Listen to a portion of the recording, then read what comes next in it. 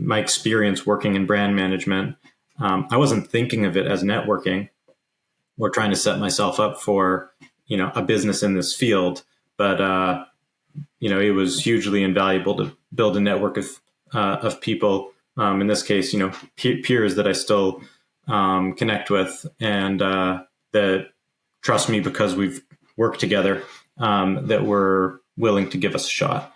So, in the early days, that's definitely what it took to get our foot in the door.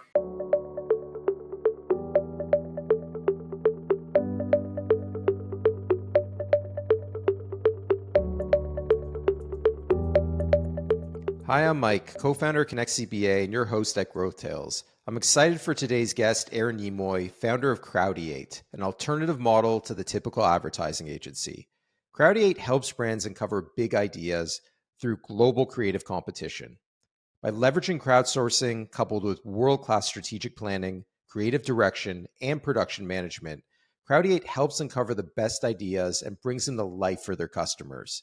Aaron comes from a strong marketing background, having worked for companies like Campbell and Kraft Heinz, where he saw firsthand that agencies were not always able to hit the mark with their ideas and concepts for big brands. This led to the aha moment for Aaron, where he thought there could be a potential by expanding the reach for big ideas by adapting a model through creative competitions. This concept would lead to a whole new world of untapped creative ideas that big brands had never seen before. Having run a growing company for over 7 years, Aaron had a lot to share on everything from building trust with large companies to the ups and downs of entrepreneurship. I really enjoyed my conversation with Aaron, and I hope you enjoy this episode. Hey, Aaron, thank you so much for joining me today on GrowthTales. Good to be here. Thanks, Mike. We've known each other a long time. I've been a big fan of the business model. I don't know a ton about marketing, but I've learned a lot from our conversations that we've had together. But why don't we start off, Aaron? Can you explain a little bit about what Crowdiate is? And it's a bit of a different business model, so I'd love to hear from you explain the model. Sure. Well, my background is in marketing. So I really got to the business in that sense. I started in CPG brand management, and developed a passion for brand strategy, developed an understanding of the value of big creative ideas and their ability to grow brands and drive business. And along with that came this increasing frustration with the traditional agency model, and the way that brands typically went about developing creative ideas. And so as a client, I became quite experimental, trying different creative models, crowdsourcing platforms, advertising competitions. And ultimately, all of these pieces inspired what we now do at Crowdiate. And so in a nutshell, we try to give brands a better way to uncover breakthrough advertising and innovation ideas. And we do that by running global creative competitions. So with any given brief, we're not relying on just a handful of people to try to crack that big idea. We're casting a wider net. We have a global community of creative talent around the world. And so with any given project, we try to open up the process to find the best ideas. And how many people, Aaron, is that opened up to? So you're effectively crowdsourcing ideas from experts in a wide span community. How many people does that reach out go to? Do you pick specific targeted people based on who the potential customer is, or is it just like a wide net?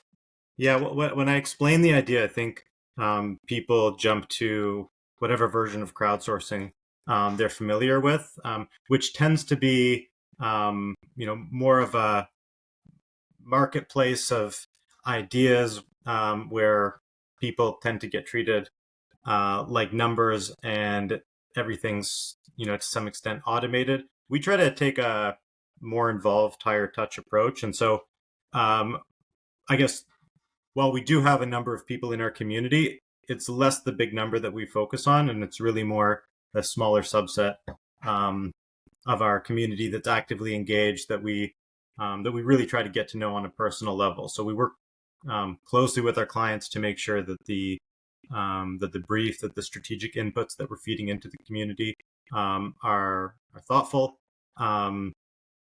we're working with big brands, so it's not like a self-serve platform. So we're working closely with our brand clients as partners, um, and then we're helping our clients sort of work with the ideas coming out of that um, sort of crowdsourced ideation. But the short answer is we have over 15,000 members within our creative community from all over the world, over 100 different countries, representing almost every agency. Not representing their agency, but working within agencies. But also more than ever, there's just so much amazing talent that is no longer tied to an agency, freelance and otherwise, as you know, and and we're able to bring them opportunities that they wouldn't otherwise get a chance to work on, and we try to make the experience as rewarding as possible, so they're able to get the value out of participating, get recognized for doing great work, and so as we've grown, we've really focused less on trying to recruit large numbers of people, and really try to focus on the highest caliber of talent.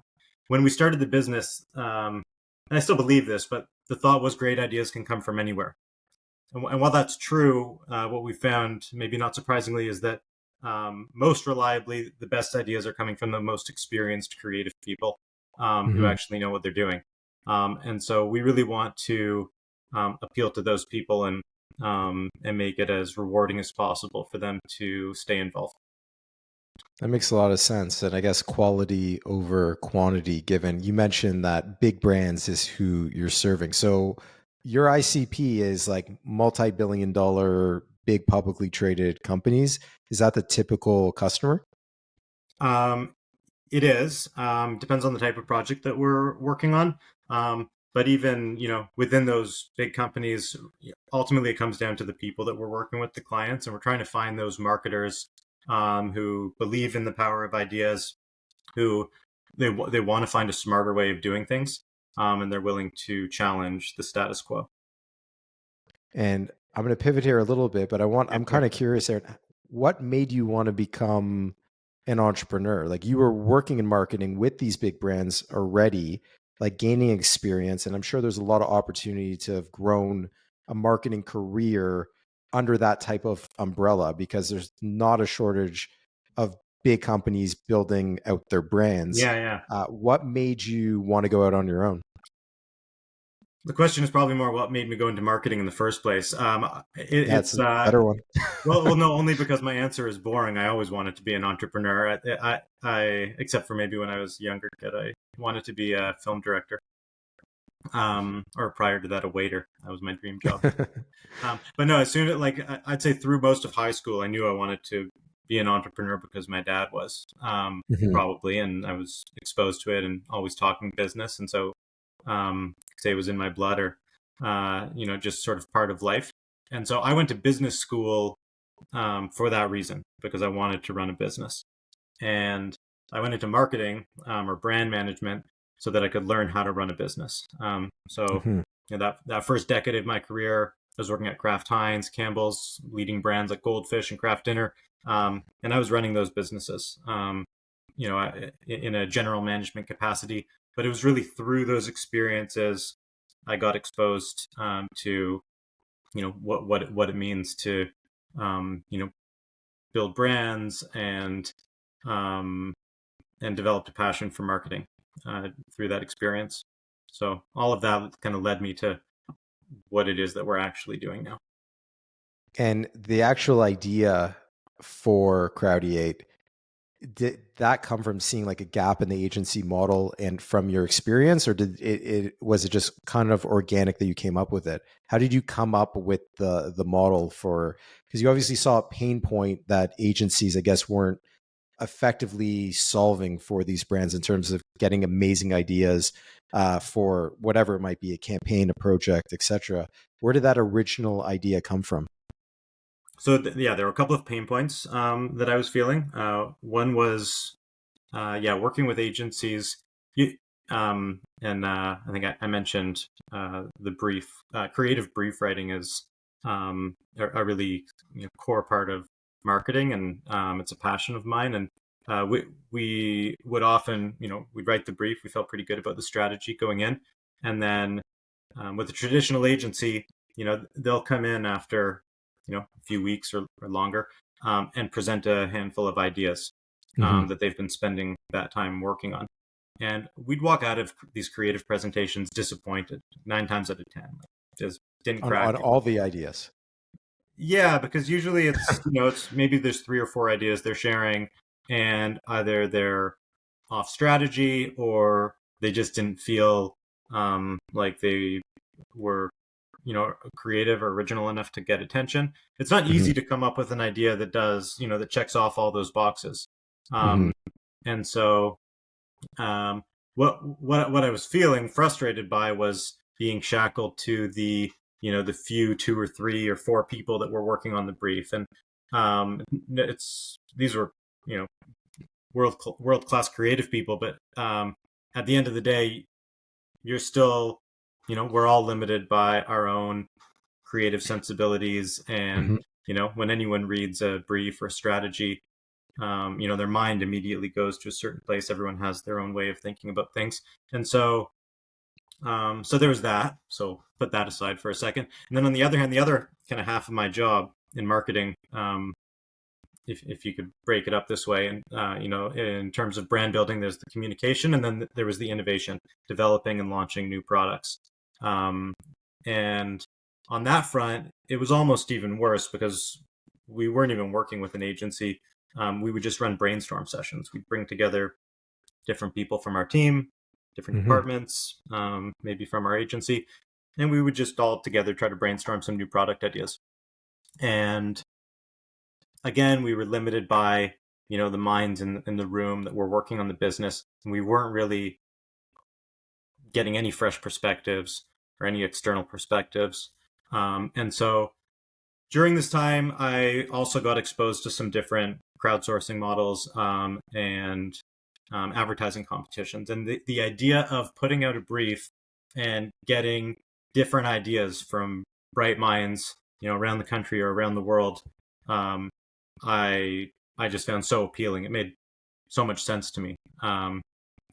To not limit yourself to just the handful of people that are working on the business, especially at that conceptual phase where you're trying to find that big idea that makes it all work. And so no one was so ultimately I described how our business works, but no one had put together the pieces in this way, giving brands the ability to run these kinds of creative challenges with a high caliber of creative talent working on the briefs.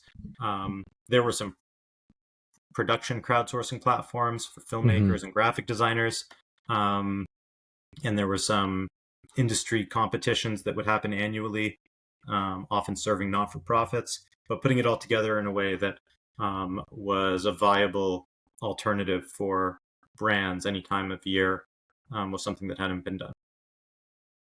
And it makes a lot of sense. I think the comment you made about even a world class marketer kind of lives in a box. Like when you go to see a band and like some of their songs just sound identical, like through Yeah, the set. exactly. People have a Exactly. style to what they do, and it's not like It's a it great is a analogy. limitation, Yeah, but it's a limitation. It's like by just bringing in a new mind that does things differently, they might not be as world class on a whole as one individual, but they might be the ones that come up with something so out of the box you got it. that people aren't seeing it, right? And Yeah, and they may not be the best people to actually bring it to life, but they had the spark that, because they happened to live in Australia and saw something, or they were raised in a country or exposed to other points of reference or cultures that if not for those influences, they wouldn't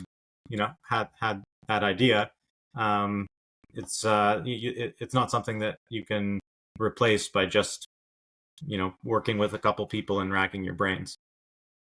yeah, and I'm a huge proponent of a model like that. Like we run a remote team and the internet has given way for being able to hire talent in different geographic locations and like you said, there's cultural differences, upbringing differences, and I think that diversity does bring like new talent to the table that you wouldn't naturally see, especially if it's a local agency where Yeah, maybe the whole team is just like all Toronto based.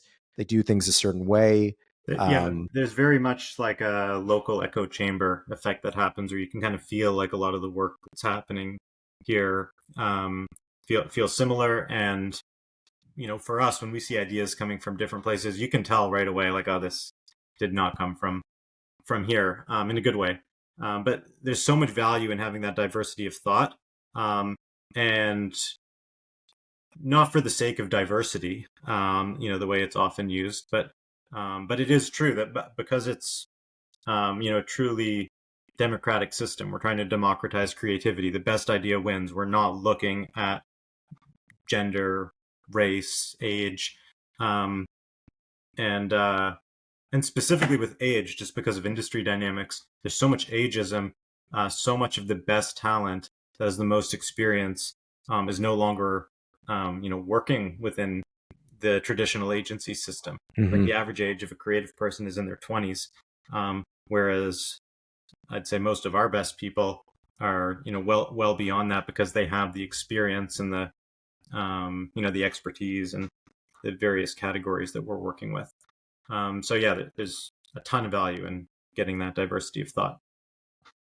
And how hard has it been? Like the idea makes perfect sense, but how hard was it to start generating customers and move towards like a product market fit when the risk for the type of ICP or customer that you deal with, Aaron, is these are big brands. They have obviously a budget that they have in place related to different marketing initiatives, but there's big risk because of the fact that they're doing big business, right? And so Yeah, like yeah, it seems safe sometimes to deal with the shiny agency over certain elements of a thing.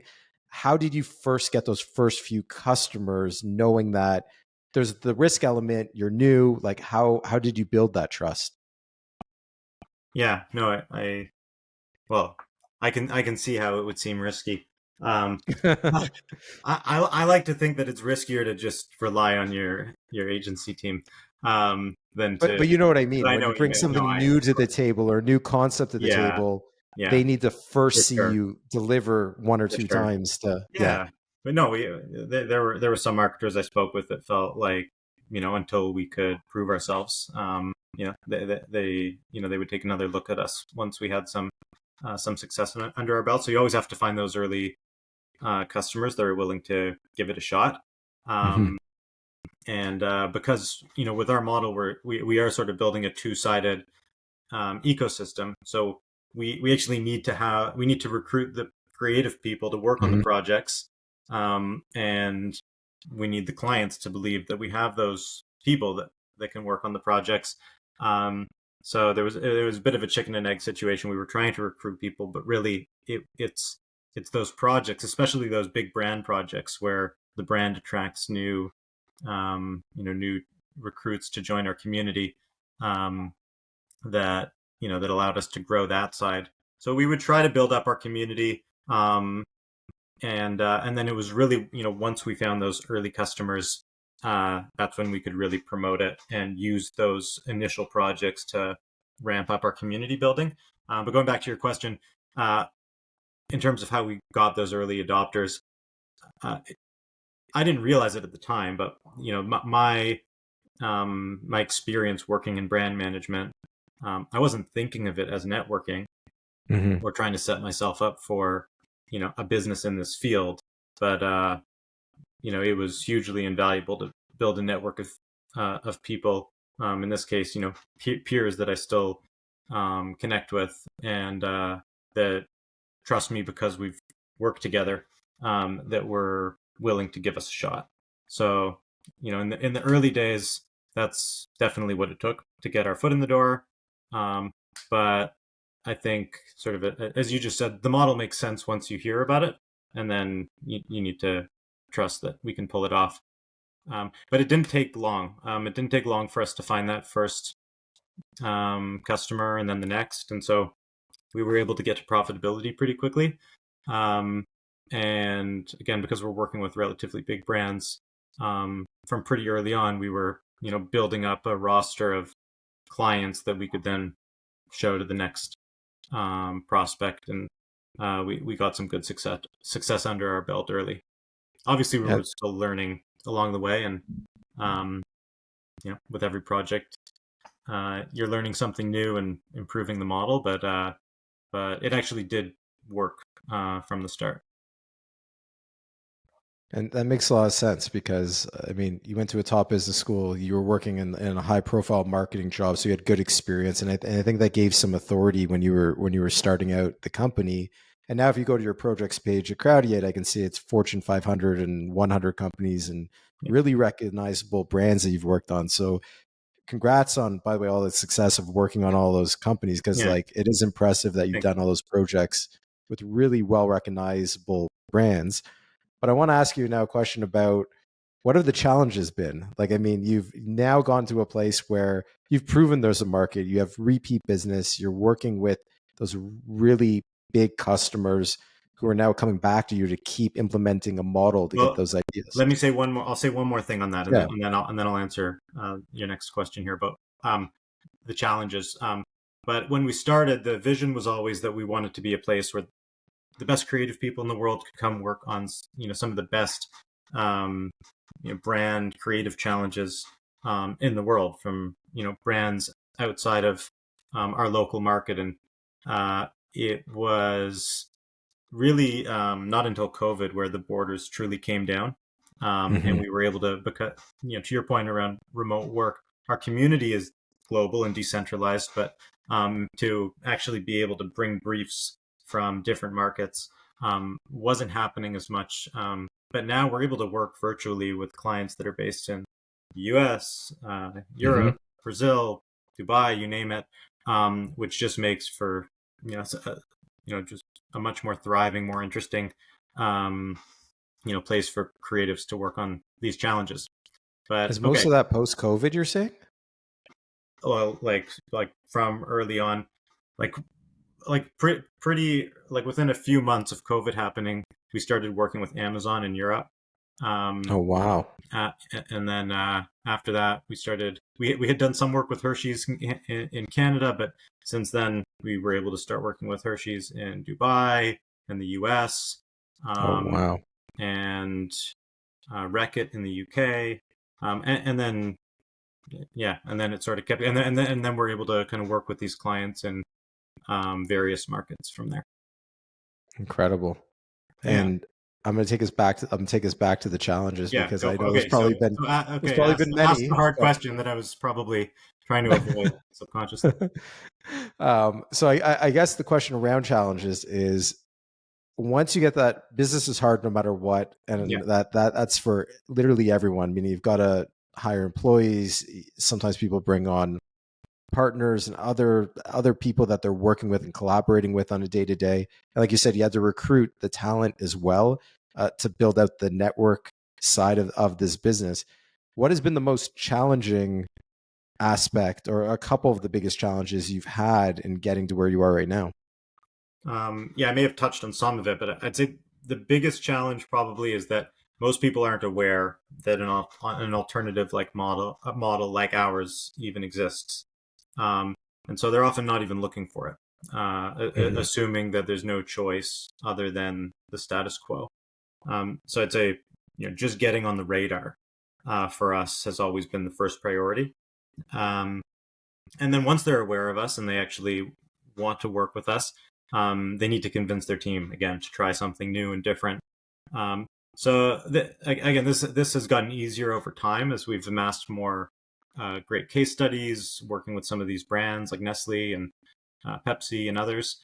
But that's always, for any marketer that um, you know doesn't realize that there's another solution other than the traditional agency model, or team brainstorming sessions, that you can actually effectively go out and open source concepts, and that there's a model or a team like ours that's able to sort of shepherd that process strategically and thoughtfully. um, it just wouldn't be on the radar. It's funny that awareness is even an issue for the marketing experts. Is like it's an issue for everybody. Like it because you have to be. I think before we started recording, it's in all business is a trust game, right? Especially I think with the type of customer that you're dealing with. So like trust is what's paramount, I guess, right? And like Yeah, being and able it to. is ironic because we work in marketing, but we also have some of the most skeptical, cynical customers out there. And as opposed to we do some B2B work. Most of our work is B2C, um, and working with big brands trying to reach consumers through mass channels. And so in our case for B2B, there's really no way around the need to build relationships and to actually have these marketing decision makers who are very busy and focused on their priorities to pay attention and to take the time to actually learn about a different way of doing things. And so there's uh, there's no great shortcuts there, but Mhm. I think just by playing the long game and trying to genuinely um, understand what marketers are looking for and try to help them where we can. That's typically how we've been able to find opportunities. Yeah, and that makes a lot of sense to me. And I was completely joking around there because like I do understand that. Meaning like if it was as simple as If you're it so isn't, good, yeah, if marketing, first of all, marketing is a wide bucket, yeah, and attracting an ideal customer for product market fit, where what you do is quite unique, is a different challenge than the way you would solve a problem for a big brand. Like it's a completely different thing, yeah, and that's why like yeah, there's irony. There's irony in our own business, by the way, as well, where we deliver finance and accounting to companies. We run into situations in our own world where we're growing quickly, things are moving around, and like we have our own, like people wouldn't expect that, yeah, but we can run into our own challenges internally on things that people think like that should be fully the easiest thing in the world. But yeah, as we scale, the same challenges we would have with our own customers, we have with ourselves. yeah. Um, Makes sense. and so, Aaron, I think for now that you're at the size that you are right now, have you thought about what you want or where you want to go with Crowdiate over the next like 2 to 3 years? Do you have like a game plan in place of where you see the business going, or are you just taking things a day at a time and seeing where things go? Well, to start, I love what we do, and it's fun, and so in that sense, I'm in no rush to move on from it. But I'd say that bigger ambition that I just mentioned to be a place where the best creative people around the world can work on some of the best brand challenges from around the world.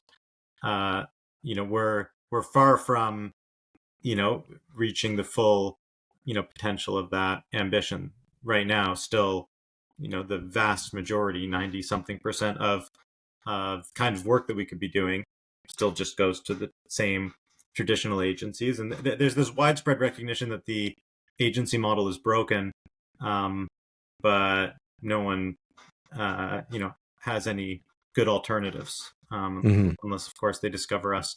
And so we're so far from becoming, I think, as ubiquitous as we'd love to be. And so our focus is just to you know keep keep doing that. And on the other side, on the innovation front, where and this was maybe our biggest pivot, if you can call it that, but or the sort of most distinct application of our model from where we started was um, in terms of innovation, helping brands develop new product and branding concepts. That's a become an increasingly important need, um, because when it comes to growing brands, there's advertising, which can be kind of hard to track in terms of what growth it delivered, but then there's launching new products, which in terms of driving incremental revenue tends to be the most critical lever, and it's where there's much less competition in terms of the kind of fresh creative thinking that we bring to that side. So I'd say continuing to grow that side of the business as well, um, will remain a priority for the next couple of years. Amazing. And final question, as I don't want to hold you too long here, is how long? First of all, how long have you been at it with Crowdiate? When did you guys start up? It's crazy to think it's been over 7 years now. Wow. Time So that would be flies. 2017. Yeah, or maybe late 2016. I'm Wow. losing track. So my question is, what is one or two pieces of advice you'd give to like newer entrepreneurs or people that are in year one or year two of a business trying to get going, or just general business advice you give to someone who's at the level that you're at in terms of scale and time in the marketplace? Um, like advice to new entrepreneurs. Either or, actually, like either or. But yes, new entrepreneurs is normally the like I normally ask that question only because hindsight's 2020, but I do like to ask people about advice they'd give like their younger self, and that's Yeah, kind yeah, of yeah. a way of looking at it. Yeah. Um, I'd say, kind of thinking back to where we started. The first is to take the time or find the time or give yourself the time to nurture your ideas. So when we started chatting, I had mentioned sort of where the idea came from, where some of the inspiration or frustration for our business model came from. Um, I probably had, some pieces of the idea, some sort of vague semblance of what we could do, but it certainly didn't come to me as a fully formed business model. And so just taking and I also found it challenging to develop a business on the side of my day job, because at the time, Hmm. like, many of us, I'm working full time, treating my job like my business to start with. But just taking the time to actually write a business plan, even if you think what the business is or went to business school and know what you're doing. I find Hmm. just kind of getting it on paper is a great way to just make sure you're thinking through the various aspects of the business, and talk to people. Just keep talking to people and having conversations and bouncing ideas around, because conversation, I find, is just the best way to evolve your thinking. And don't worry about holding your cards too close to your chest. I think many new entrepreneurs think they've got this idea and it's brilliant, but they don't want to tell too many people because someone else might steal it and go do it before them. That's so unlikely to happen. If it's an idea that you're passionate about and sort of makes sense for you to pursue, it's unlikely that someone you're chatting with is going to steal it from you. Most people aren't that mean in the first place, but also don't care, It's all about don't care execution, enough. right? And yeah, exactly. Because unless you're transparent, in seeking input from people, then you're not going to be able to progress your thinking. So all of that is probably one thing, and then I guess the other, just generally, is to try and find something or work on something that you're passionate about, um, because inevitably there's going to be highs and lows, and if you want to weather those challenges, it helps if you like what you're doing, um, and especially in as an entrepreneur, sales is so important. And I wouldn't consider myself a sales guy. I always thought I'd have to hire someone else to do the business Hmm. development. But really, you're kind of always selling in a sense. But if I've learned anything about sales, it's to not try to sell, especially in the kinds of work and projects that we do. Um, it's really more about having meaningful, quality conversations. Just kind of always be talking about it, and that's how to sell more naturally. Um, the sales cycle can be long sometimes, especially in our case. So just kind of having the patience to play the long game and stick it out. And if you are passionate about what you're doing, all of that will come more naturally. That's great advice. And Aaron, I want to thank you for joining me. I think it's a great business model. I told you when I reached out to you to hop on here is that I love seeing businesses that break the mold. I think it's really, really cool. And like you said, it's still a huge opportunity even today.